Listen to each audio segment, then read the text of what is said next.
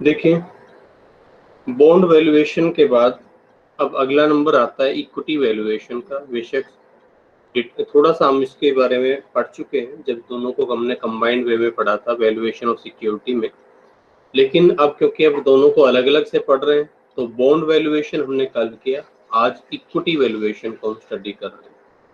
तो इक्विटी जो आपका इक्विटी वैल्यूएशन होगा उसके लिए भी आपको इक्विटी जो है उसकी इंट्रिंसिक वैल्यू निकालनी पड़ेगी, ठीक है। और इंट्रिंसिक वैल्यू क्या होती है ये मैं आपको पहले ही बता चुका हूँ कि इंट्रिंसिक वैल्यू का मतलब चाहे आप बॉन्ड की बात करें चाहे आप शेयर की बात करें कि जो कुछ उससे फ्यूचर में मिलने वाला है, जो कुछ भी एक्सपेक्टेड है, आप मिलने की उम्मीद कर रहे हैं, ठीक है, उस सारे की प्रेजेंट वैल्यू का टोटल जो आज बैठता है वो उसकी इंट्रिंसिक या इक्विलिब्रियम वैल्यू है, ठीक है। तो intrinsic value of equity share या जिसको आप उसका इक्विलिब्रियम प्राइस भी बोल सकते हैं, ठीक है, इज क्या है वो, is the sum of present value of all expected dividends to be received in future period.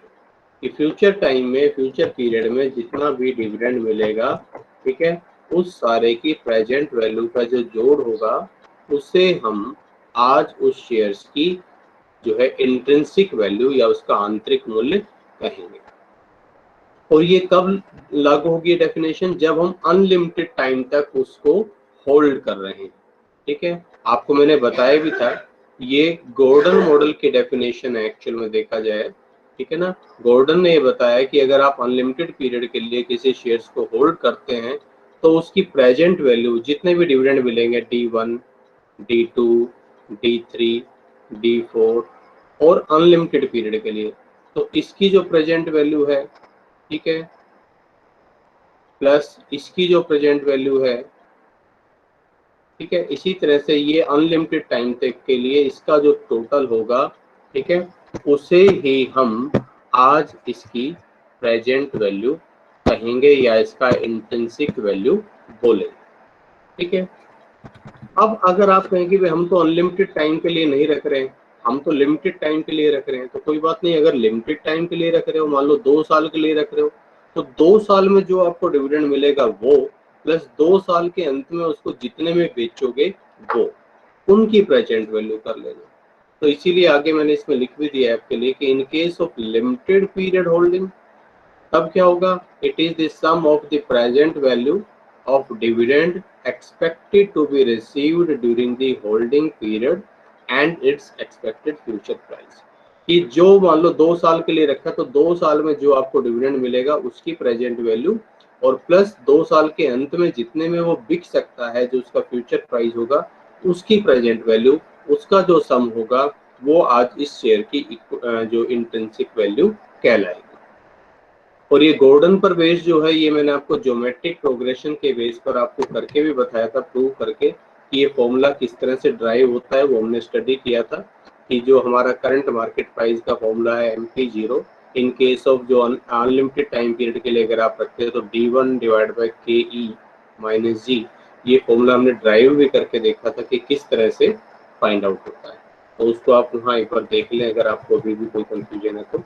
और इन कोई भी सिचुएशन हो, जो हम बात प्रेजेंट वैल्यू की कर रहे हैं तो प्रेजेंट वैल्यू निकलेगी कैसे, तो प्रेजेंट वैल्यू निकालने के लिए हमें क्या करना होगा कि जो इन्वेस्टर्स की एक्सपेक्टेशन है, ठीक है ना, जो रिटर्न्स इन्वेस्टर एक्सपेक्ट कर रहा है जिसको हम कॉस्ट ऑफ इक्विटी कैपिटल बोल रहे हैं, ठीक है, उसे हम डिस्काउंट रेट की तरह यूज करेंगे, यानी कि पीवी फैक्टर किस रेट पर लेंगे उस रेट के अकॉर्डिंग लेंगे।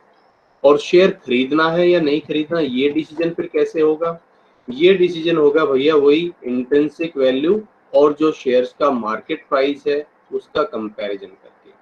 अगर इंट्रिंसिक वैल्यू ज्यादा है, अगर ये इंट्रिंसिक वैल्यू मार्केट प्राइस से ज्यादा है तो हम कहेंगे कि देखो भाई इसका वैल्यू होनी तो चाहिए थी 150 रुपए लेकिन मिल रहा है 120 में, ये सस्ता मिल रहा है आपको, इट इज अंडर प्राइस।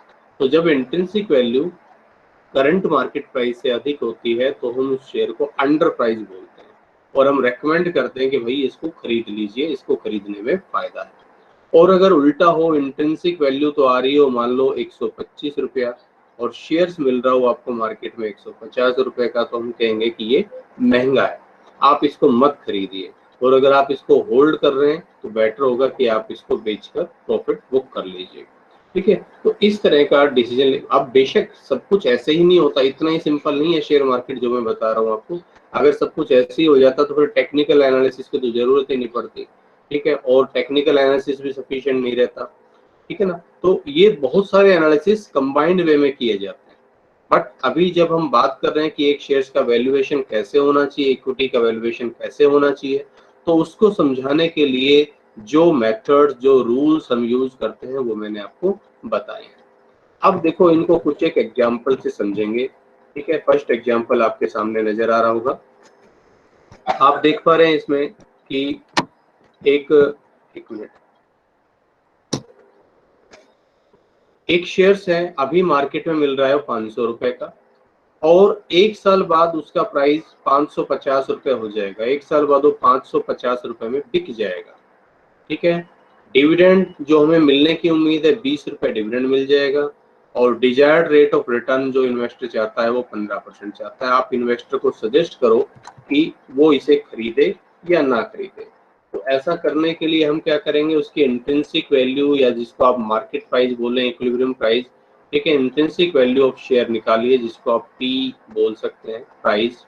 ठीक है, जो होना चाहिए उसका, तो कितना होना चाहिए भाई, एक साल बाद आपको मिलेंगे 550 रुपए। 550 रुपए में शेयर बिकेगा, और 20 रुपए मिलेंगे आपको डिविडेंड के, 20 रुपीज आपको डिविडेंड मिलेगा।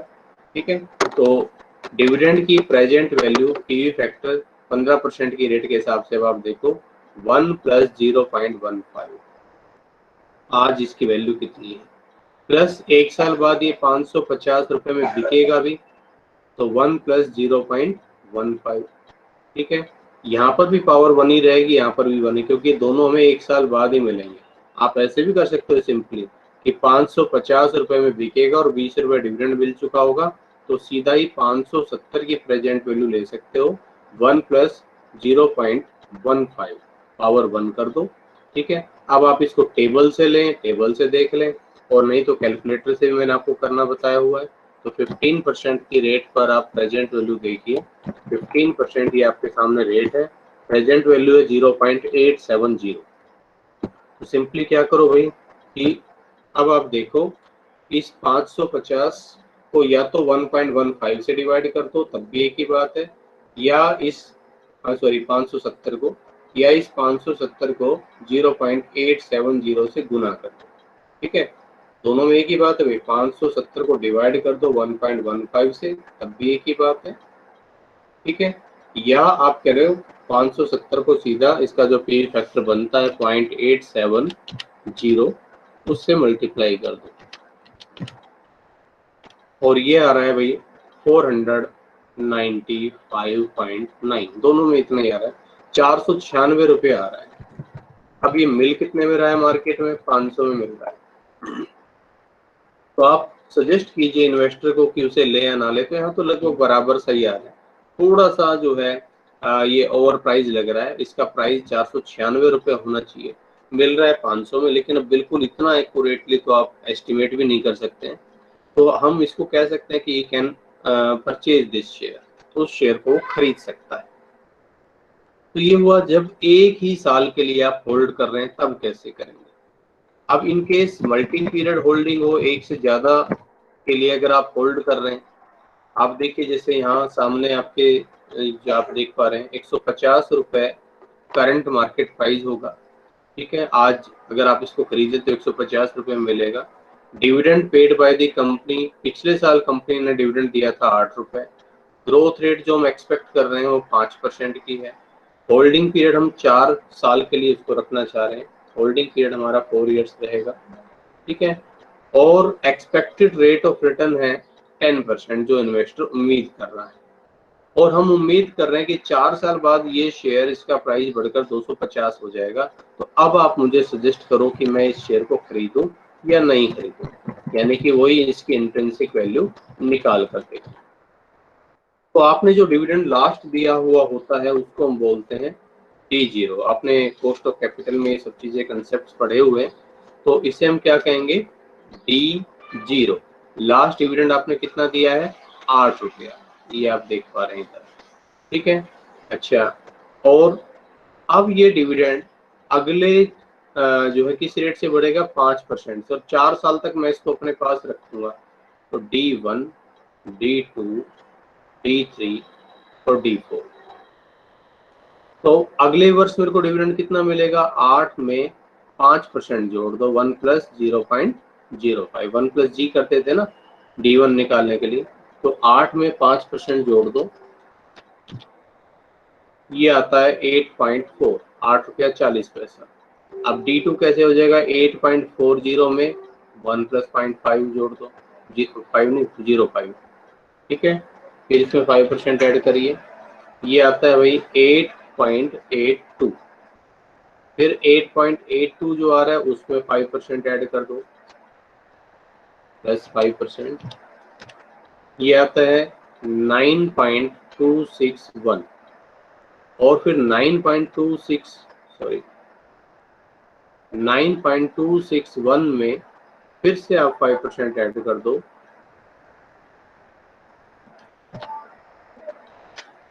तो ये हो जाएगा 9.724। इतने डिविडेंड्स हमें मिलने की उम्मीद है। और चौथे वर्ष के अंत में ये जो बिकेगा वो कितने का बिक जाएगा? 250 का। आप चाहो तो इसमें इस 250 को भी जोड़ दो, 250, यानी कि ये बन जाएगा 259.724,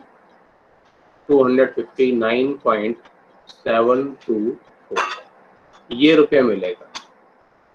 अच्छा, एक्सपेक्टेशन कितनी है? 10%, 10% की एक्सपेक्टेशन है, ठीक है। तो प्रेजेंट वैल्यू आप निकाल दीजिए, 0.909, 0.826, ठीक है, 0.751, 0.683, ठीक है। तो आप इनको मल्टीप्लाई करिए, कितनी आती है वैल्यू? 8.4 मल्टीप्लाइड बाई 0.909, ठीक है। मैं साथ साथ इनका टोटल और कर रहा हूँ भाई। 8.82 मल्टीप्लाई 0.826, 8.4 मल्टीप्लाइड बाई 0.909, ये आता है 7.63, ठीक है। और फिर मैंने किया 8.82 को मल्टीप्लाई किया 0.826 से, ये 7.28 आ रहा है, 7.28।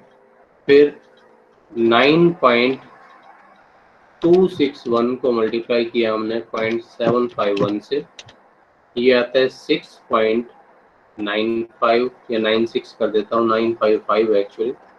और फिर देखो चौथे वर्ष कितना है? 259.724, और इसको मल्टीप्लाई कर दो 0.683 से, तो ये वैल्यू आती है 177.39।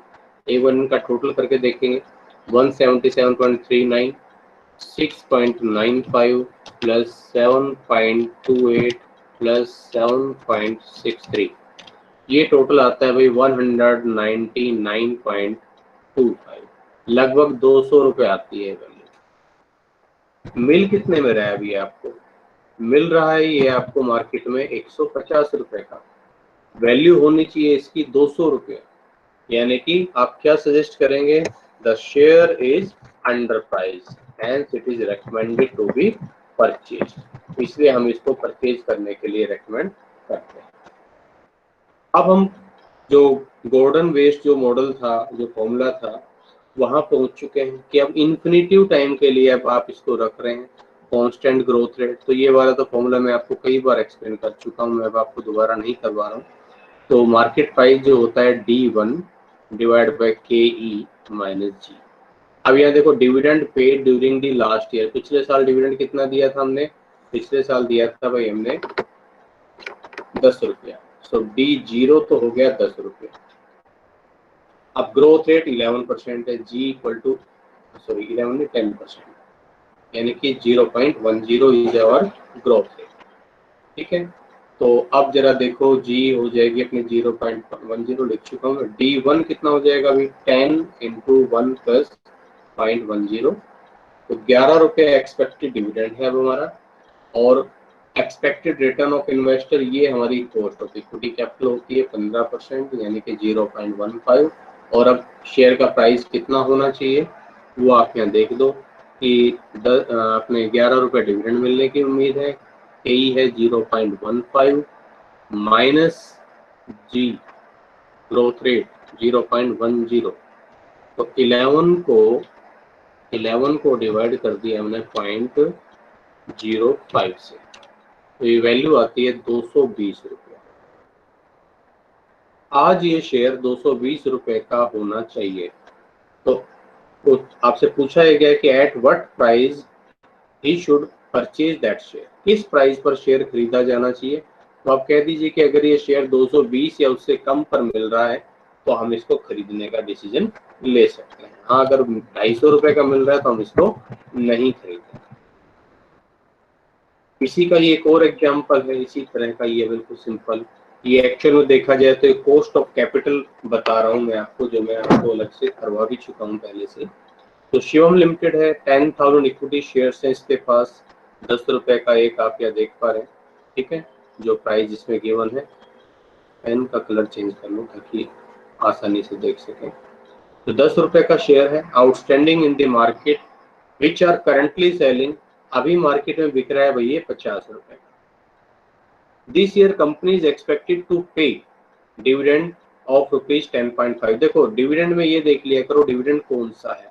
अभी पिछले क्वेश्चन में था कंपनी ने जो लास्ट डिविडेंड पे किया, अगर लास्ट डिविडेंड पे किया है तो D0 है, ठीक है, या जो हमने अभी प्रीवियस डिविडेंड पे किया है। और अगर एक्सपेक्टेड डिविडेंड है तो D1 है। तो अब ये कह रहा है कि this year company is expected to pay dividend of ₹10.5, यानी कि D1 दे रखा है। D1 is 10.5 per share which is expected to grow at 5% per annum, और ये ग्रो करेगा 5% के रेट पर, ठीक है। तो D1 मिल गया हमें 10.5 और ग्रोथ रेट हमें मिल गया 5% यानी कि 0.05।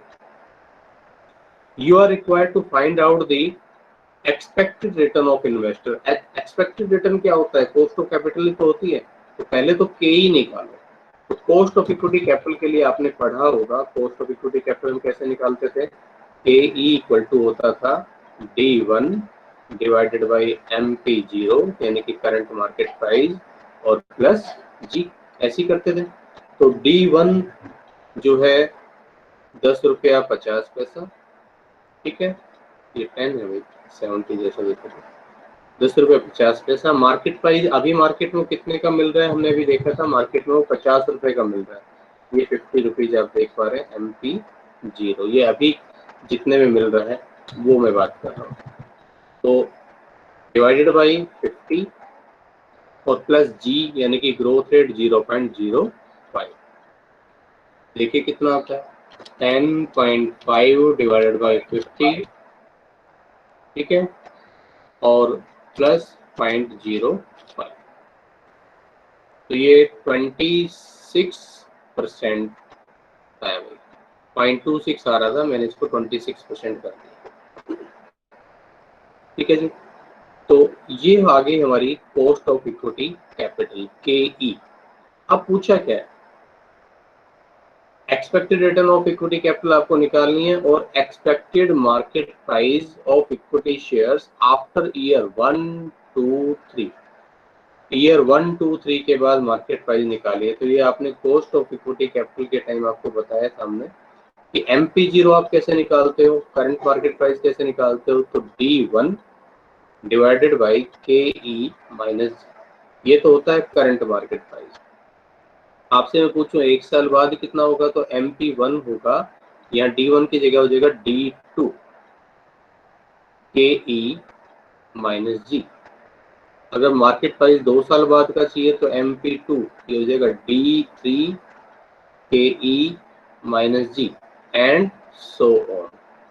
इस तरह से आप कितने का भी निकाल लो, भैया 3 सालों तक का निकालना है, तो 1 साल का तो आपको दे ही रखा है। तो पहले MP1 निकालें, MP1 के लिए चाहिए D2, तो तो D1 कितना है 10.5।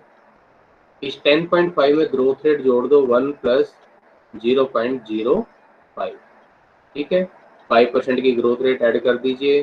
कॉस्ट ऑफ इक्विटी कैपिटल है 0.26, अभी हमने कंप्यूट की, और माइनस जी ग्रोथ रेट कितनी है अपनी 5%, 0.05, ठीक है। तो अब जरा करें कंप्यूट कितना आता है। तो 10.5 में पहले तो मैंने 5% जोड़कर ये डिविडेंड निकाला, D2 कितना आएगा 11.025 आएगा, और डिवाइड किया फिर इसको 0.21 से, तो ये वैल्यू आती है 52.5। एक साल बाद ये 52 रुपये 50 पैसे का मिल रहा होगा, और 2 साल बाद निकालना हो MP2, तो क्या करो अब यहाँ कर लो भाई, D2 कितना था हमारा 11.025, ये D2 था, इंटू 1 प्लस जी कर दो, यानी कि 1 प्लस 0.05 कर दो, ताकि D3 आ जाए। MP2 के लिए मुझे क्या चाहिए, MP2 के लिए चाहिए मुझे D3 KE माइनस जी। तो पिछला D2 है 11.025, 1 plus 0.05 divided by KE 0.26 minus g 0.05, ठीक है। तो अब ये जो आपका 11.025 था, इसमें पहले मैं 5% जोड़ देता हूँ, ये आता है 11.576 डिवाइड बाई 0.21, इसको 0.21 से डिवाइड कर दीजिए, तो ये बन जाएगा 55.12 एंड सो ऑन। जितने भी वर्षों तक का निकालना हो आप प्राइस निकाल सकते हैं, ठीक है। अब ये क्वेश्चन हमने किया भी था इस टाइप का कि जब ग्रोथ रेट, अब इन्फिनिटिव होल्डिंग पीरियड है, लेकिन अभी तक तो हम जो ग्रोथ रेट ले रहे थे, जैसे अभी पिछला क्वेश्चन हमने किया, तो ग्रोथ रेट 5% थी, तो 5% ही चल रही थी। लेकिन अब क्या है यहाँ इन्फिनिटिव होल्डिंग पीरियड है, लेकिन growth rate variable, growth rate बदल रही है, ठीक है। The shares of x limited आप देख पा रहे हैं currently available in the market at ₹300, अभी तो 300 के मिल रहे हैं। कंपनी पे डिविडेंड 5 पर शेयर लास्ट ईयर, ये D0 दे रखा है, यानी कि हमें D0। It is expected that the dividend will grow at the rate of 15% for 2 years, पहले 2 साल तो 15% से, फिर अगले 3 साल 12% से, और इसके बाद फिर ये ग्रोथ रेट 8% हो जाएगी कांस्टेंट। तो आप मिस्टर राम को एडवाइस करो कि भाई वो इसको खरीदे या ना खरीदे, अगर उसकी डिजायर्ड रेट 10%। तो अब देखो ये जो फॉर्मूला है कि जो हम निकालते हैं कि जो मार्केट प्राइस है MP0 equal to D1 divide by KE minus g, तो ये वाला मार्केट प्राइस, ये वाला जो फॉर्मूला है हम यूज कर सकते हैं कब, व्हेन G इज कांस्टेंट। अब यहाँ तो हमारी G ग्रोथ रेट कांस्टेंट है नहीं, ठीक है ना, तो यहाँ पर ये फॉर्मूला अभी हम लागू नहीं कर पाएंगे। और नियम वही है हमारा कि जो कुछ फ्यूचर में मिलना है उन सारे डिविडेंड के प्रेजेंट वैल्यू का टोटल होगा, वो आज मार्केट प्राइस होगा। तो मैं क्या करूं, मैं ये करता हूं कि जब तक 5 वर्षों तक डिविडेंड कांस्टेंट रेट से नहीं बढ़ रहा, उन 5 वर्षों की प्रेजेंट वैल्यू तो डिविडेंड की अलग से निकाल लेता हूँ, और उसके बाद 6वें वर्ष से जो डिविडेंड मिलेंगे उन सारे की प्रेजेंट वैल्यू का जोड़ क्या हो जाएगा। मान लो हम 5वें वर्ष के अंत में पहुंच गए हैं, ये सोचो 5 साल बाद की हम बात कर रहे हैं, हम 2025 की बात कर रहे हैं, तो 2025 में अगर हम हैं तो 2026 से लेकर आगे तक के जितने भी डिविडेंड होंगे उन सबकी प्रेजेंट वैल्यू का टोटल क्या होगा, जो 2025 का मार्केट प्राइस है उस डेफिनेशन से देखा जाए तो 2026 से आगे तक के मार्केट प्राइस हम निकाल लेंगे उस 2025 में फॉर्मूले से, क्योंकि वहां ये ग्रोथ कांस्टेंट हो जाएगी। मैं ये कहना चाह रहा हूं कि MP5, ठीक है, MP5 हम निकाल लेंगे कि अगला जो डिविडेंड D6 हो जाएगा KE माइनस जी, और यहाँ जी कांस्टेंट हो जाएगी, तो ये तो हम निकाल लेंगे इस फॉर्मूले से, और फिर इसकी प्रेजेंट वैल्यू ले लेंगे आज कितनी है, आज के टाइम में आ जाएगा। और जब तक वो कांस्टेंट नहीं रहा तब तक उन 5 वर्षों के अलग अलग प्रेजेंट वैल्यू निकाल लेंगे। यानी कि हम लिखेंगे ईयर्स 1, 2, 3, 4 एंड 5। ठीक है, ये 5 वर्ष हो जाएंगे हमारे। डिविडेंड्स निकालिए, डिविडेंड कितने हो जाएंगे? डिविडेंड के लिए देखिए, आपने लास्ट डिविडेंड कितना पे किया था? लास्ट डिविडेंड था 5 रुपए पर शेयर। ठीक है, तो डिविडेंड आपने पे किया था। मैं पहले ग्रोथ रेट और लिख दूं। ग्रोथ रेट देखो, पहले 2 साल रहेगी 15%, ठीक है, और फिर रहेगी 12%, और उसके बाद फिर 8% हो रही है। ठीक है, तो डिविडेंड्स निकाल रहे हैं। ठीक है, ये इसको मैं D1 कह सकता हूँ। तो 5 ब्रैकेट 1 प्लस 0.15। ठीक है, तो 5 में 15% जोड़ दिया तो 5.75। इसी तरह से 5.75 में फिर से 15% ऐड कर दो, 1 प्लस 0.15। ये कितना आता है? 5 प्लस 15% प्लस 15%, ये बन जाता है 6.612। फिर नेक्स्ट ईयर हो जाएगा 6.612, और ये बढ़ेगा 1 प्लस 0.12, 12% के रेट से बढ़ेगा, तो प्लस 12%, तो ये 7.406 आ जाएगा।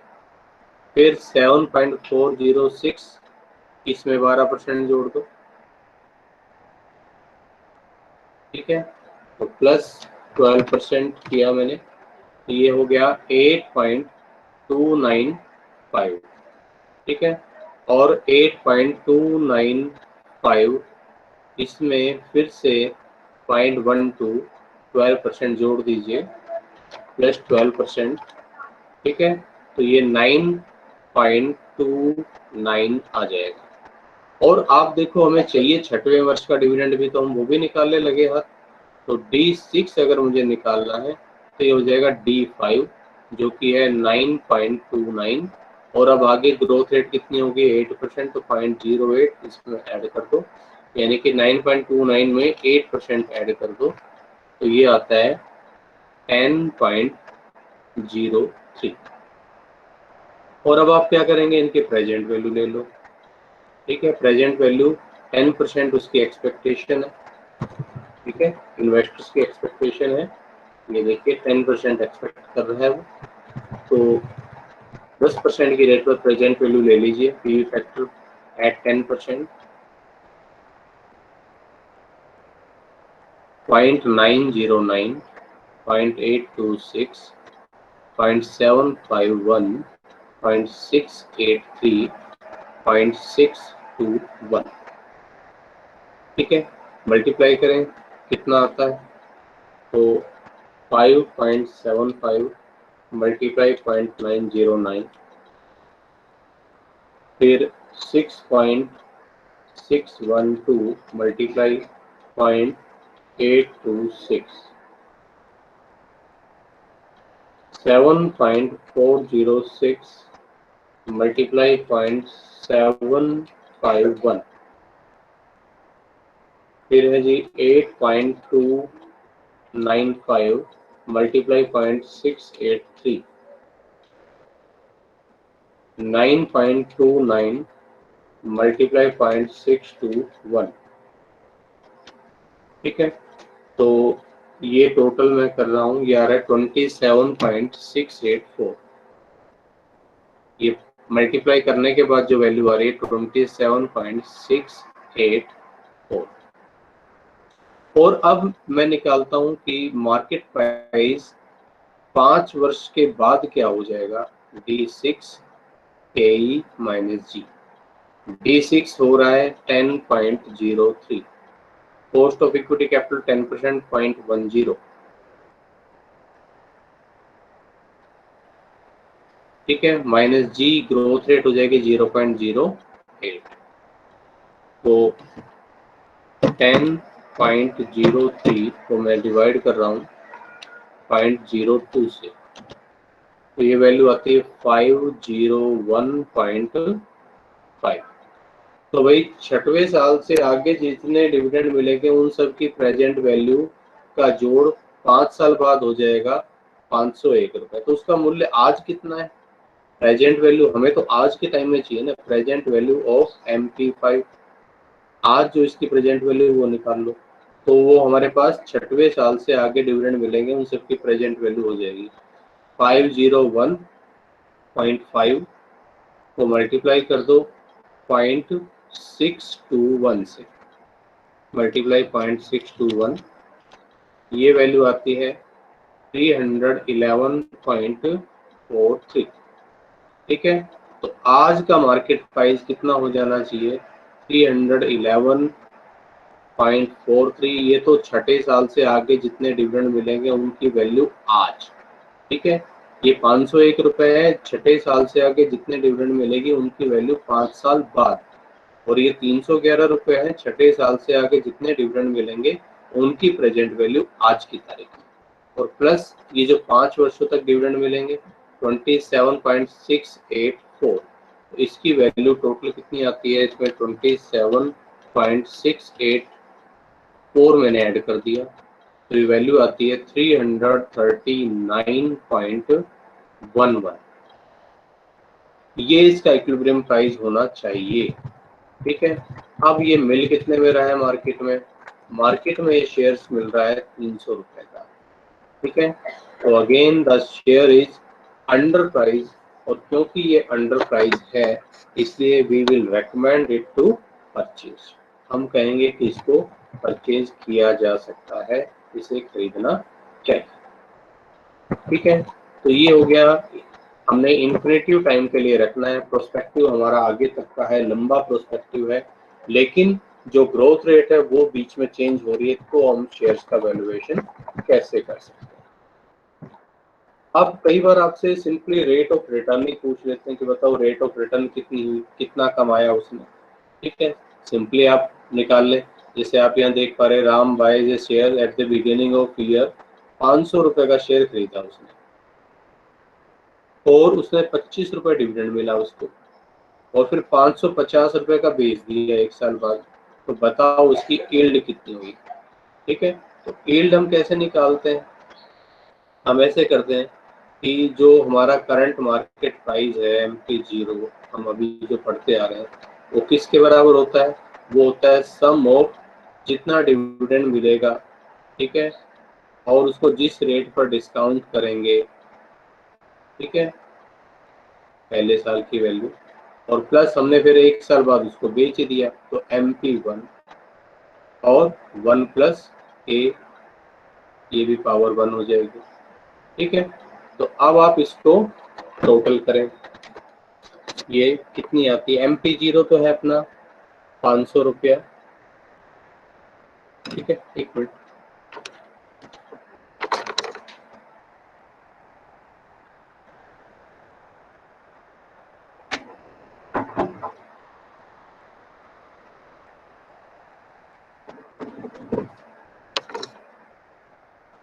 तो ये 500 हो जाएगा। ठीक है, और ये 550 और 25 1 प्लस के, 1 प्लस के और प्लस 550 डिवाइड बाय 1 प्लस के, पावर बनी रहेगी क्योंकि एक ही साल है। ठीक है, थोड़ा सा स्पेस करना, तो आप यहाँ देखिए 500 रुपए बराबर होना चाहिए, या 1 प्लस के, एलसीएम आ जाएगा, दोनों के नीचे वही है, तो 525। ठीक है, तो भाई 1 प्लस के कितना हो जाएगा, 1 प्लस के कह लो, 1 प्लस आर कह लो, जो भी आप कहें, तो ये 1 प्लस के हो जाएगा, यहाँ देखिए क्रॉस मल्टीप्लाई कर रहा हूँ मैं, 1 प्लस के इससे मल्टीप्लाई हो गया, तो 1 प्लस के इंटू 500 इक्वल टू 525, तो 1 प्लस के हो जाएगा 525 डिवाइड बाई 500, तो इसको 500 से डिवाइड कर दो, ये वैल्यू आती है 1.05, so k would be 1.05 minus 1, यानी कि 0.05। तो इसका मतलब उसने जो रिटर्न अर्न किया है एक्चुअल में वो 5% का रिटर्न बेस पर अर्न किया है, 5% कमा पाया उसको। ठीक है, तो इस तरह से हम ये फाइंड आउट कर सकते हैं। अब अगर शेयर्स में ग्रोथ रेट हो ही ना, तो आप शेयर्स का मार्केट प्राइस कैसे निकालेंगे? आपने जो डिविडेंड यील्ड मॉडल पढ़ा होगा, उसमें कॉस्ट ऑफ इक्विटी कैपिटल हम कैसे निकालते हैं? डी डिवाइडेड बाई MP0, क्योंकि ग्रोथ रेट तो चेंज ही नहीं होती हो, ठीक है, तो डिविडेंड कांस्टेंट रहता है। तो यहाँ अगर MP0 आपको चाहिए तो सिंपली क्या हो जाएगा, ये MP0 यहाँ मल्टीप्लाई हो गया, तो D डिवाइडेड बाई K। तो सिंपली जो डिविडेंड है उसको कॉस्ट ऑफ इक्विटी कैपिटल से डिवाइड कर दो, तो ये आपका करंट मार्केट प्राइस आ जाएगा। तो देखिए इसमें, an investor want to invest in the equity shares of B Limited. Last year its earning per share 40, payout ratio 40%, ठीक है, required rate of return 20%, ठीक है, cost of equity capital दे रखी है। Calculate the intrinsic value of share if there is no growth। अगर growth नहीं है तो MP0 कितना हो जाएगा भाई? यहाँ देखिए, लास्ट ईयर की अर्निंग पर शेयर 40 रुपए थी, ठीक है, देखिए लास्ट ईयर की अर्निंग पर शेयर EPS पिछले साल की 40 रुपये, ठीक है, और डिविडेंड कितना दिया था? पे आउट रेशियो है हमारा, आप देख पा रहे हैं 40%, 40% हमारा पे आउट रेशियो। तो 40% का अगर पे आउट रेशियो है तो आपने डिविडेंड कितना दिया होगा? D0, 40 का 40% कर दो, 16 रुपये आपने डिविडेंड दिया होगा, दैट इज D0। और अब अगर ग्रोथ होनी ही नहीं है तो अगले साल कितना दोगे? 16, अगले साल कितने दोगे? 16, तो ये कांस्टेंट ही रहेगा। और हमारी जो एक्सपेक्टेशन है वो कितनी है? 20%, ठीक है, 20% की हम एक्सपेक्टेशन रख रहे हैं। तो उस केस में आप फाइंड आउट करें कि कॉस्ट ऑफ इक्विटी कैपिटल आपके पास है ऑलरेडी 20%, तो मार्केट प्राइस कितना हो जाएगा? MP0 इज इक्वल टू हो जाएगा dividend 16 divided by market divided by cost of equity capital, यानी कि 0.20। 80 रुपए में वो शेयर मिल जाना चाहिए। और अब आगे है कि अगर जो है B part, dividend are expected to grow at 10% per annum. अगर डिविडेंड 10% के रेट से ग्रो भी कर रहे हो तब क्या कुछ फर्क आएगा? बिल्कुल फर्क आ जाएगा। तब D1 कितना हो जाएगा? उस केस में D1 हो जाएगा 16 रुपया आपने लास्ट पे किया था, 1 प्लस G, इसमें 10% बढ़ा देंगे हम, 16 इंटू 1 प्लस 0.1, यानी कि 17.6 हो जाएगा हमारा डिविडेंड एक्सपेक्ट जो हम कर रहे हैं, ठीक है। और अब मार्केट प्राइस कैसे निकालते हैं? MP0 इज इक्वल टू होता है D1 divided by KE minus G, ठीक है। D1 17.6, cost of equity capital 20% 0.20, और G ग्रोथ रेट यानी कि 0.10, यानी कि 17.6 को 0.1 से डिवाइड कर दो। अब उसका प्राइस होना चाहिए 176 रुपये। अगर वो 10% के रेट से ग्रो कर सकता है तो वो शेयर्स मिलना चाहिए फिर 176 रुपये, 176 रुपीज, ये इसमें फर्क आ जाएगा। अब मेनली जो है क्या होता है कि इन्वेस्टर को पता ही नहीं होती कि उसकी रिक्वायर्ड रेट है क्या। हम ये पढ़ तो रहे हैं थियोरेटिकली कि इन्वेस्टर की रिक्वायर्ड रेट इतनी हो तो ऐसे कर लो, वो तो ऐसे कर लो, लेकिन प्रैक्टिकल बात ये है कि इन्वेस्टर को खुद पता ही नहीं होता कि उसकी रिक्वायर्ड रेट है क्या, तो वो अपनी रिक्वायर्ड रेट निकाले कैसे। तो यहाँ पर बीटा अप्रोच जो है, जिसको CAPM अप्रोच बोलते हैं, वो आपकी हेल्प करेगी। यानी कि ये क्या कहती है, इसमें आप सिंपली ये करो, CAPM अप्रोच के अकॉर्डिंग पहले इन्वेस्टर की एक्सपेक्टेशन निकालो, और वो आपने पढ़ी हुई है risk free return plus market का बीटा, जो इजीली आपको मिल जाएगा हर सिक्योरिटी का, सॉरी मार्केट बीटा नहीं, सिक्योरिटी का बीटा, और मार्केट का रिटर्न, और इसमें से रिस्क फ्री रिटर्न लेस कर दो। तो यहाँ से आपके पास कॉस्ट ऑफ इक्विटी कैपिटल आ जाएगी, और इस कॉस्ट ऑफ इक्विटी कैपिटल के बेस पर शेयर का मार्केट प्राइस बन जाएगा फिर expected dividend KE minus G। ठीक है, तो इस तरह से CAPM अप्रोच भी हमारी हेल्प कर सकती है इसमें। जैसे आप यहाँ देखें, beta coefficient of ABC limited beta है 1.4, company has maintaining a growth rate 8%, growth rate 8% इन्होंने भी मेंटेन कर रखी है, G 8%। ठीक है, लास्ट डिविडेंड D0 4 रुपया दिया था इन्होंने। रिटर्न ऑन गवर्नमेंट सिक्योरिटी ये आपके risk free return 10%, while the return on market portfolio ये आपका मार्केट रिटर्न। अभी हम इसको 36 रुपीज में बेच रहे हैं। तो पहली बात तो आप इसका इक्विलिब्रियम प्राइस निकालिए, यानी कि इंट्रिंसिक वैल्यू निकालिए। तो इंट्रिंसिक वैल्यू के लिए पहले मुझे कॉस्ट ऑफ इक्विटी कैपिटल चाहिए, जो कि है रिस्क फ्री रिटर्न। तो हमारी जो गवर्नमेंट सिक्योरिटीज है उस पर कितना रिटर्न मिल रहा है, आपने देख पा रहे हैं 10% रिटर्न मिल रहा है इस क्वेश्चन के हिसाब से। तो मैंने किया 0.10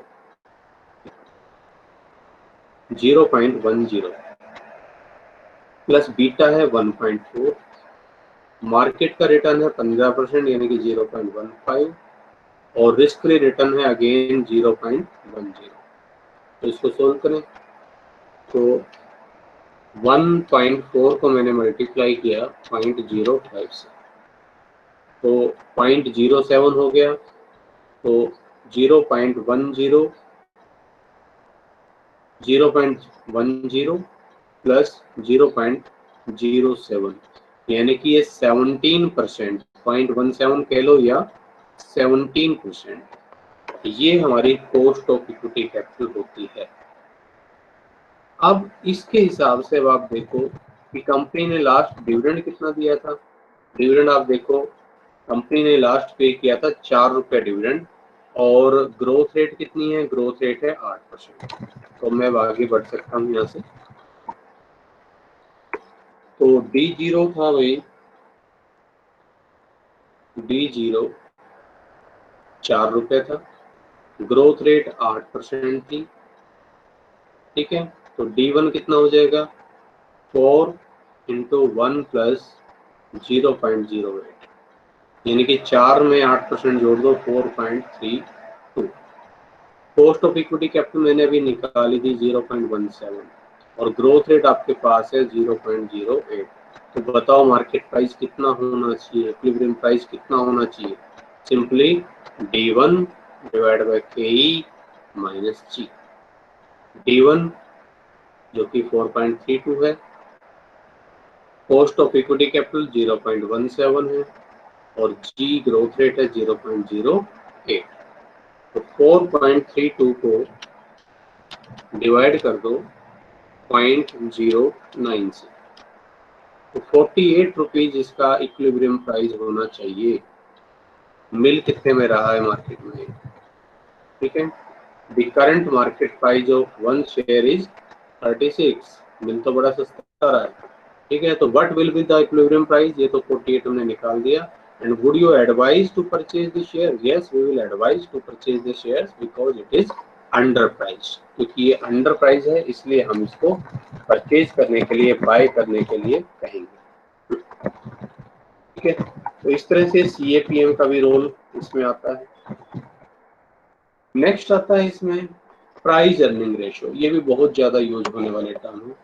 प्राइस अर्निंग रेशियो के बेस पर हम सिंपली, आपने पढ़ा होगा PE रेशियो होता क्या है भाई, PE रेशियो कई बार हमने रिपीट किया है इसको लीवरेज के टाइम पर भी।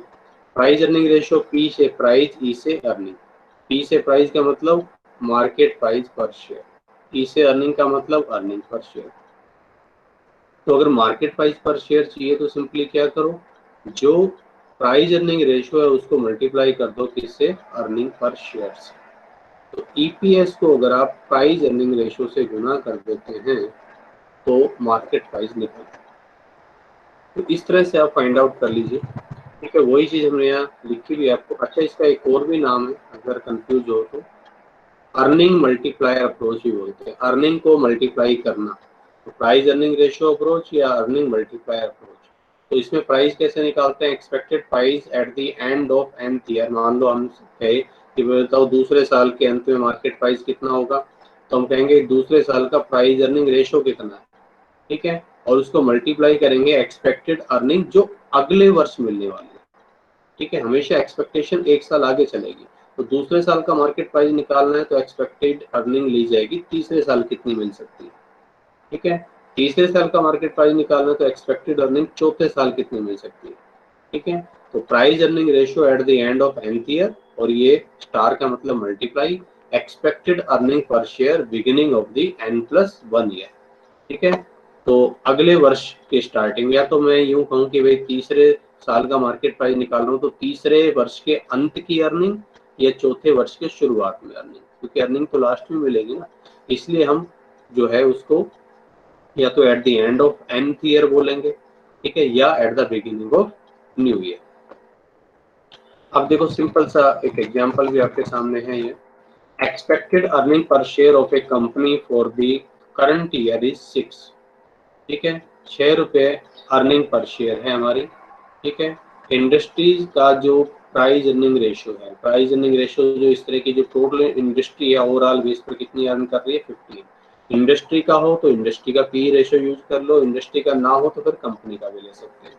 तो बताओ इसका मार्केट प्राइस कितना होगा। सिंपली मार्केट प्राइस हो जाएगा 6 रुपये अर्निंग पर शेयर, 15 है इसका पी रेशियो, तो 90 रुपये इसका मार्केट प्राइस हो सकता है। मिल रहा है मार्केट में कितने में, 75 में, तो 75 में ये मिल रहा है। ठीक है, तो सस्ता मिल रहा है, we can go for purchase it. ठीक है, लेकिन मैं आपसे फिर बार बार यही कह रहा हूँ कि ये सिर्फ एक एक एंगल से हम देख रहे हैं। जब एक्चुअल में जब ट्रेडिंग होती है तो सभी एंगल से देखना होता है, ऐसा नहीं होता आप सिर्फ प्राइस अर्निंग रेशियो देखें और उसके बेस पर आप कहते हैं कि हाँ शेयर्स खरीद लीजिए, क्योंकि उसमें और भी बहुत सारी चीजें होती हैं, उन सबको देखकर ही डिसीजन लिया जाता है। अब इसी बेस पर एक और क्वेश्चन है, अगर आप यहाँ देखें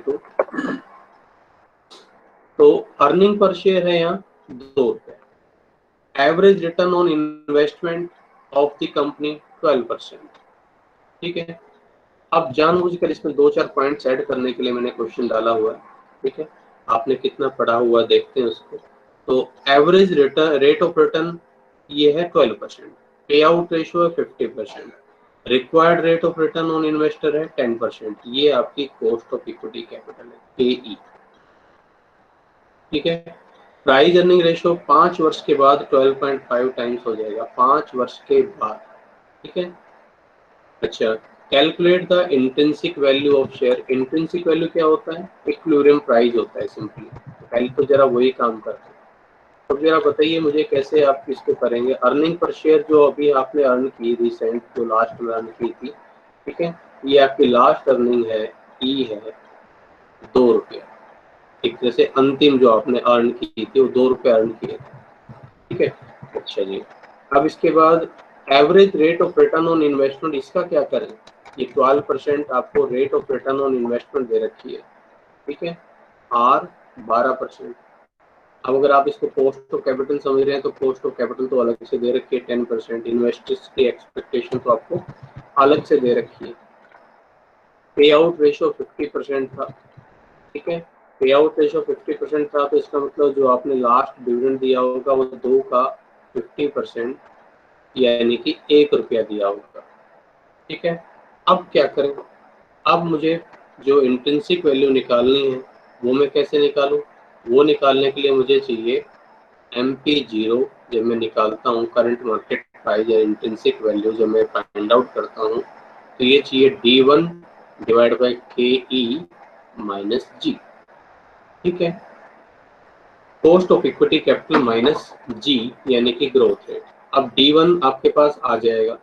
ठीक है, कॉस्ट ऑफ इक्विटी कैपिटल आपके पास है, लेकिन समस्या ये कि G कहाँ है, ग्रोथ रेट कहाँ है।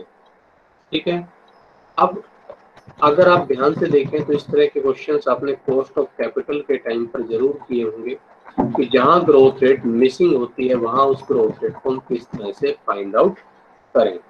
तो ये फॉर्मूला अगर आप भूल रहे हो तो मैं फिर से ले रहा हूँ। G आपने पढ़ा होगा BR। ठीक है, B का मतलब होता है रिटेंशन रेशियो और R का मतलब होता है rate of return on investment. भाई सिंपल सी बात है, ग्रोथ कब होगी? ग्रोथ तब होगी जब पहली बात आप सेविंग करेंगे और दूसरा उसको इन्वेस्ट करेंगे। आपने अपने बिजनेस में इस साल 1 लाख रुपए प्रॉफिट कमाया और सारा का सारा खर्च कर दिया, तो अगले साल क्या आप उम्मीद कर सकते हैं कि अगले साल 1,20,000 रुपए आपको मिल जाएंगे? नहीं कर सकते, क्योंकि आपने कुछ भी एडिशनल इन्वेस्टमेंट किया ही नहीं। ठीक है, लेकिन अगर इस 1 लाख रुपए में से आपने 40,000 रुपए बचा लिए होते, ठीक है, और इस 40,000 रुपए को बचाकर आपने इन्वेस्ट किया होता, मान लो इसको आपने 10% के रेट पर कहीं आगे इन्वेस्ट कर दिया होता, तो आप उम्मीद कर सकते थे कि आपको 4,000 रुपए का एक्स्ट्रा प्रॉफिट मिलेगा। अब इसी को कंपनी के नजरिए से देखो, कंपनी के नजरिए में बचत जो होती है वो होती है रिटेन्ड अर्निंग। तो कंपनी कितना बचा रही है, उसको किस रेट पर इन्वेस्ट कर रही है, अगर उसको मल्टीप्लाई कर देता हूँ तो ग्रोथ रेट आ जाती है। तो इस क्वेश्चन में आप देखिए, इस क्वेश्चन में आप देख पा रहे हैं कि जो इसका पे आउट रेशो है वो 50% है, यानी कि जो रिटेंशन रेशो है वो भी 50% है, और इस रिटेंशन रेशियो को हम बी से डिनोट करते हैं। ठीक है, तो अब यहाँ आप देखिए ग्रोथ रेट कितनी हो जाएगी, रिटेंशन रेशियो 50%, ठीक है, बी आर, बी है 50%, 0.5, और इसको आप किस रेट पर इन्वेस्ट कर रहे हो? Rate of return on investment कितनी है इस कंपनी की? 12%, यानी कि 12% के रेट पर ये अपना इन्वेस्ट कर रही है, तो यानी कि 0.066% इसकी ग्रोथ रेट आती है। ये मिसिंग थे, आपको इस तरह से निकाल लेते हैं। ठीक है, तो अब सारा काम हो जाएगा, D1 इजीली निकल आएगा। 1 रुपए जो डिविडेंड है इसमें आप ऐड कर दीजिए 0.06 से मल्टीप्लाई कर दीजिए इसको। एक मिनट मैं ऐसे करता हूँ, D1 equal to D0 1 plus G। ठीक है, D0 है 1 रुपया, 1 प्लस 0.06 यानी कि 1.06 is our expected dividend D1। ठीक है जी, तो अब ये D1 आ गया हमारे पास 1.06, ये D1 मिल गया। ठीक है, और क्या चाहिए? इसके अलावा मुझे चाहिए KE, cost of equity capital, और ग्रोथ रेट तो मेरे पास आई गई 6%। तो MP0 जो इंट्रिंसिक वैल्यू जिसको हम बोल रहे हैं वो हो जाएगी D1 divide by KE minus G। ठीक है, यानी कि 1.06 divide by cost of equity capital. ठीक है, कॉस्ट ऑफ इक्विटी कैपिटल कितना एक्सपेक्ट कर रहे हैं वो 10%, 0.10 माइनस जी, ग्रोथ रेट कितनी है 0.06, 1.06 को डिवाइड कर दो 0.04 से, तो वैल्यू आती है 26.5, 26 रुपया 50 पैसा। ये हो जाएगी आज के उस शेयर्स की इंट्रिंसिक वैल्यू। अब आगे क्या पूछा है, आगे देखो ध्यान से, price earning ratio P ratio expected after 5 years, 5 वर्ष बाद प्राइस अर्निंग रेशियो 12.5 हो जाएगा। तो expected selling price at the end of 5 year निकालो। तो अब यहाँ वो बात अब ध्यान रखिए जो मैंने आपको बताई थी कि एक्सपेक्टेड सेलिंग प्राइस आप कैसे निकालेंगे at the end of 5 years, MP5 आप कैसे निकालेंगे? MP5 5 वर्षों बाद जो मार्केट प्राइस होगा उसके लिए price earning ratio 5th year का, और इसको मल्टीप्लाई करेंगे अर्निंग, ठीक है, EPS कौन से की 5+1, क्योंकि 5वें वर्ष के अंत में 6th ईयर की, 6वें वर्ष की अर्निंग पर शेयर से आप इसको मल्टीप्लाई कर दो। अब इसके लिए मुझे पहले चाहिए अर्निंग पर शेयर 6ठे साल होगी कितनी, EPS निकालिए 6ठे साल की। ठीक है, तो EPS आपकी जो E0 अगर मैं कहूँ पिछले साल की जो थी वो 2 रुपए थी, और वो किस रेट से बढ़ रही है? ये 6% के रेट से बढ़ रही है, ग्रोथ रेट हम निकाल चुके हैं। तो E1 कितना हो जाएगा भाई, 2 में 1 प्लस 0.06 कर दो, 2 में 6% जोड़ो,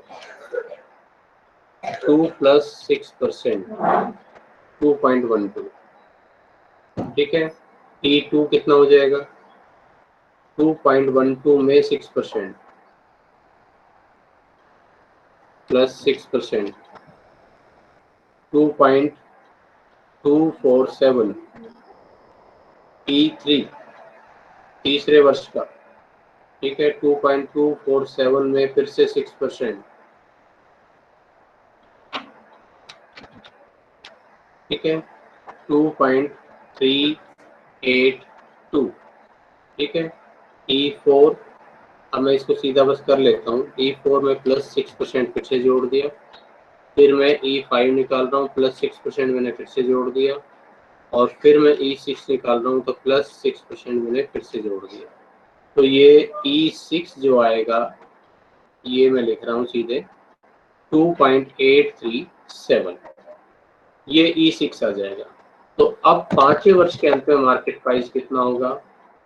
2.837 को मल्टीप्लाई कर दो 12.50 से।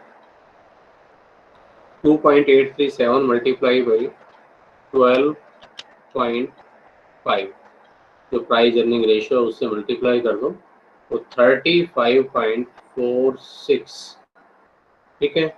ये उसका मार्केट प्राइस आएगा, ठीक है ना। 12.50 से हमने इसको मल्टीप्लाई कर दिया प्राइस अर्निंग रेशियो से, ठीक है। तो ये जो वैल्यू होगी ये 5वें वर्ष के अंत का मार्केट प्राइस बन जाएगी, ठीक है। और इसका अगर आप चेक करना चाहो, आपके पास टाइम हो, आप इसमें करना चाहें तो आप ये करके देखना कि आप जो डिविडेंड्स देने हैं अगले 5 वर्षों में, उन डिविडेंड्स की प्रेजेंट वैल्यू, ठीक है, या सिंपली आप ये जो 35.46 है इसकी आप प्रेजेंट वैल्यू आज के टाइम में निकाल कर देखना, वो आज के इंट्रिंसिक वैल्यू के बराबर ही आएगी, ठीक है। तो अब जो न्यू कंसेप्ट थे लगभग सारे हो गए। अब एक दो चीजें जो सिक्योरिटी वैल्यूएशन में आपकी जो पढ़ी हुई है वो भी आती है, जैसे गॉर्डन मॉडल पर भी क्वेश्चन बेस्ड हो जाता है। जैसे आप देख रहे हैं टोटल इक्विटी कैपिटल 50 लाख है, 5 लाख इक्विटी शेयर, एक शेयर 10 रुपए का एक है, ठीक है। गॉर्डन मॉडल के अकॉर्डिंग जो मार्केट प्राइस है वो कैसे निकाला जाता है, ठीक है। P0 निकाला जाता है E1 minus B KE minus PR, ठीक है। ध्यान से देखें तो ये वही चीज है जो हम अभी तक पढ़ते आ रहे हैं। हम P0 पढ़ रहे हैं कि D1 divide by KE minus G, ठीक है। अब देखा जाए तो डिविडेंड कैसे निकलता है, जो अर्निंग है उस अर्निंग में से जो जितना रिटेन कर रहे हो, मान लो अर्निंग 10 रुपए है और उसमें से 40% रिटेन कर रहे हो, तो 1 माइनस 0.4 अगर मैं कर दूंगा, ठीक है, तो डिविडेंड आ जाएगा 6 रुपये, ठीक है। तो ये एक तरह से D1 की जगह हो गया E, यानी कि अर्निंग में से रिटेंशन घटाकर, और KE cost of equity capital, और G ग्रोथ रेट अभी मैं आपको बताकर आ रहा हूँ, G इक्वल टू BR होता है। तो वही चीज है, ये उसी पर बेस्ड है। तो यहाँ देखिए 50 लाख रुपीज की इक्विटी कैपिटल है, 5 लाख इक्विटी शेयर्स, एक शेयर 10 रुपए का एक। Earning on investment, return on investment दे रखा है 10%, इस फर्म का रिटर्न ऑन इन्वेस्टमेंट यानी कि R है 10%। ये अनलीवर्ड फर्म है, यानी कि सिर्फ डेट यूज नहीं कर रही, सिर्फ इक्विटी यूज कर रही है। Return expected by equity holders, equity holders कितना रिटर्न चाह रहे हैं? 12%, ये कॉस्ट ऑफ इक्विटी कैपिटल है। Company has a policy to retain 40% of its total earning, तो बी कितना है? 40%, यानी कि 0.4, ठीक है। अब आप मार्केट प्राइस निकालो, सिंपली निकल आएगा यहाँ तो, ठीक है। मार्केट प्राइस P0 आपको चाहिए, तो अभी मैंने लिखा E यानी कि अर्निंग, ठीक है, 1 minus B divide by KE minus BR। Earning कितनी है फर्म की, ठीक है। फर्म की अर्निंग देखिए, यहाँ से अब आपको खुद निकालनी पड़ेगी अर्निंग कि ये इसका टोटल इन्वेस्टमेंट कितना है? 50 लाख, और अर्निंग ऑन इन्वेस्टमेंट कितना है, यानी कि रिटर्न ऑन इन्वेस्टमेंट कितना है? 10%। तो 50 लाख पर 10% के रेट से ठीक है, 5 लाख रुपए इस फर्म की टोटल अर्निंग है। Total earning is 5 lakh. Shares कितने हैं इसके पास? शेयर्स हैं इसके पास, देखो 5 लाख इक्विटी शेयर्स, एक शेयर 10 रुपए का, यानी कि अर्निंग पर शेयर अगर मैं निकालूं तो 5 लाख को 5 लाख से डिवाइड कर दो, 1 रुपया इसकी अर्निंग पर शेयर बनेगी। तो 1 और 1 माइनस 0.4, नीचे cost of equity capital expected कितनी है 12%, 0.12 माइनस बी आर यानी कि 0.4 और multiplied by R rate of return on investment 0.10। ठीक है, तो ये कितना हो जाएगा, ऊपर तो हो गया 0.6, ये माइनस, ठीक है 0.6 डिवाइडेड बाई ये कितना हो जाएगा 0.12 में से 0.04 मैंने लेस कर दिया, यानी कि 0.08 से डिवाइड कर रहा हूँ, 0.6 डिवाइड बाई 0.08, ठीक है 0.6 डिवाइड बाई 0.08, 7.5 ये शेयर का आज मार्केट प्राइस बन जाएगा। ठीक है, इसी तरह से अगर रिटेंशन रेशियो 80% हो तो क्या होगा और 25% हो तो क्या होगा, वो आप कर सकते हैं। ठीक है, डिटेल में इसको समझना है तो गॉर्डन मॉडल पर अलग से मैंने आपको इसमें जो है लेक्चर तैयार किया हुआ, वीडियो डाला हुआ है, आप वहाँ पर देख लीजिए। ठीक है, इसी तरह से वाल्टर पर भी जबकि मैं अलग से बता चुका हूँ एक पूरे वीडियो में पूरी डिटेल में, बट अब क्योंकि अब इससे रिलेटेड है तो साथ साथ हम इसको देख सकते हैं। अर्निंग पर शेयर 4 रुपए आपके सामने, rate of return on investment 12%, ठीक है, प्राइस अर्निंग रेशियो 12.5 टाइम्स। अब यहाँ कॉस्ट ऑफ इक्विटी कैपिटल नहीं है, तो कॉस्ट ऑफ इक्विटी कैपिटल अगर नहीं हो तो वो प्राइस अर्निंग रेशियो का रेसिप्रोकल होती है, KE is the reciprocal of price earning ratio. ठीक है ना, क्योंकि कॉस्ट ऑफ इक्विटी कैपिटल का एक फॉर्मूला ये भी होता है earning per share divide by market price पर शेयर, और प्राइस अर्निंग रेशियो होता है मार्केट प्राइस पर share divide by earning per share. तो एक तरह से उसका उल्टा हो गया, रेसिप्रोकल हो गया। तो 1 को आप डिवाइड कर दो 12.5 से, तो 0.08 जो है ये हमारी कॉस्ट ऑफ इक्विटी कैपिटल आ जाएगी। अर्निंग पर शेयर 4 रुपए, ठीक है, R rate of return on investment है 0.12। अब वाल्टर का आपने पढ़ा होगा, वाल्टर मॉडल किस तरह से काम करता है, इसके अकॉर्डिंग जो शेयर का प्राइस होता है वो होता है D plus R divided by K E bracket E minus D divide by K E, और इसको मैंने काफ़ी डिटेल में वहाँ एक्सप्लेन किया हुआ है, आप इसको वहाँ समझ सकते हैं। अगर आपको डिटेल में देखना है कि फॉर्मूला ड्राइव कैसे हुआ तो आप वहाँ देख सकते हैं। तो अर्निंग पर शेयर 4 रुपया है, ठीक है, EPS 4 रुपया प्लस आर ग्रोथ रेट इसकी है 12% यानी कि 0.12, कॉस्ट ऑफ इक्विटी कैपिटल है इसकी 0.08, अर्निंग अगेन 4, डिविडेंड अब यहाँ देखो डीपी रेशियो आपको दे रखा हो 75%, 40%, 20%, तो मैं एक से बता देता हूँ 75% अगर हम दे रहे हैं तो यानी कि डिविडेंड कितना दे रहे हैं 3 रुपये, यहाँ सॉरी मैंने अर्निंग लिख दी, डिविडेंड आना चाहिए था। ठीक है, तो 4 पर 75% यानी कि 3 रुपये डिविडेंड हो गया, 4 माइनस 3 यहाँ आ जाएगा, और नीचे डिवाइड बाई 0.10, तो देखें कितना आता है, तो 0.12 को डिवाइड किया मैंने 0.08 से, ठीक है, और प्लस इसमें किया 3, तो डिवाइड किया इसको 0.10 से, तो 45 रुपए इसका प्राइस आता है। और वाल्टर में आपने पढ़ा होगा कि अगर आर ग्रेटर देन के है तो जैसे जैसे आप डिविडेंड कम देंगे वैसे वैसे मार्केट प्राइस बढ़ेगा। ठीक है, क्योंकि हमारे पास एक अच्छी री इन्वेस्टमेंट अपॉर्चुनिटी होगी। ठीक है, तो अब यहाँ अगर आप 75 के बजाय अगर 40% डिविडेंड देंगे तो ये मार्केट प्राइस और बढ़कर आएगा, आप देखना इसमें। ठीक है, और 20% देंगे यानी कि और कम डिविडेंड देंगे तो मार्केट प्राइस और बढ़ जाएगा। और अगर उल्टा हो, आर कम हो के ही ज्यादा हो, तो फिर जैसे जैसे आप डिविडेंड देंगे वैसे वैसे मार्केट प्राइस बढ़ेगा।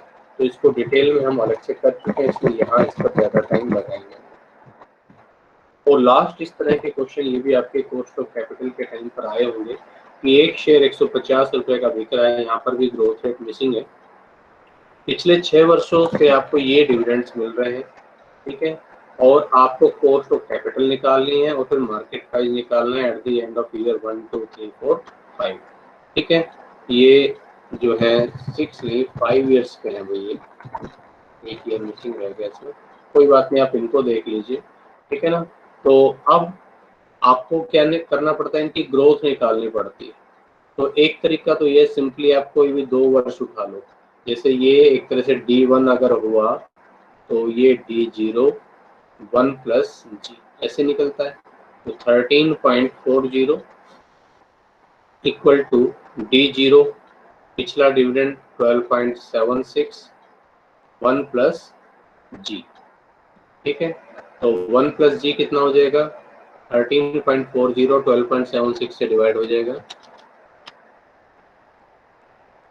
12.76 से डिवाइड कर दिया, तो ये 1.0501 आता है। तो जी हो जाएगा 1.05 में से 1 लेस कर दिया, यानी कि 0.05, 5% ग्रोथ आ जाएगी, ठीक है। वैसे ये कंप्लीट मेथड नहीं है, कंप्लीटनेस के लिए चाहिए तो इसकी proper geometric mean, geometric average हमें निकालनी चाहिए। वो ऐसे निकलेगी कि लास्ट में डिविडेंड बना 13.40, शुरू में कितना था 11.02, ठीक है। फिर वो किस रेट से बढ़ा, वो रेट ही हमें निकालनी है, जी तो हमें फाइंड आउट करनी है, G is to be find out. और ये कितनी ग्रोथ लगी, देखो यहाँ से यहाँ तक 1 बार बढ़ा, 2 बार, 3 बार और 4 बार, 4 ग्रोथ लगी, ठीक है। तो 1 plus G power 4 equal to हो जाएगा 13.40 डिवाइड बाई 11.02। और अब इसको लॉग से सोल्व करना पड़ेगा, एक्यूरेट अगर आपको रिजल्ट चाहिए तो तब, वरना काम हमारा इससे भी चल रहा है। तो भाई ये ग्रोथ रेट अब मेरे सामने आ गई। अब मुझे क्या चाहिए, के ई निकालने के लिए D1 divide by MP0 plus जी। अभी बिक कितने में रहा है, ये 150 रुपए में गिवन है हमें, 150 रुपीज में ये बिक रहा है, ठीक है। तो और क्या चाहिए मुझे, D1। अब देखो पिछले 5 वर्षों के डिविडेंड है, मैं कहूँ कि 2015 16 17 18 19, ये डिविडेंड मिला था 2019 है, पिछले 5 वर्षों का मतलब ये हुआ, ये मिला 2018 में। तो मैं 2020 का डिविडेंड निकालूं तो उसके पर्पज से ये मेरे लिए पिछला डिविडेंड हो गया ना, D0 हो गया। D1 कैसे निकाल दूंगा मैं, 13.40 इंटू 1 प्लस 0.05, ये D1 आ गया, ठीक है। और डिवाइड बाय MP0, अब ये वैल्यू फाइंड आउट करनी है हमें, तो 13.40 1 प्लस 0.05 मार्केट प्राइस 150 प्लस जी 0.05, इससे आपकी कॉस्ट ऑफ इक्विटी कैपिटल निकल आएगी।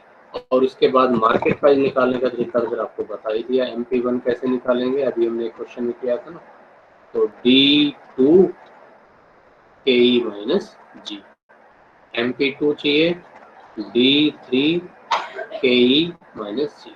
अब D2 कैसे निकलेगा, ये जो D1 निकल रहा है, D1 में बताता हूँ कितना था, 13.4 में 5% जोड़ा मैंने, तो 14.07 आता है मेरा D1।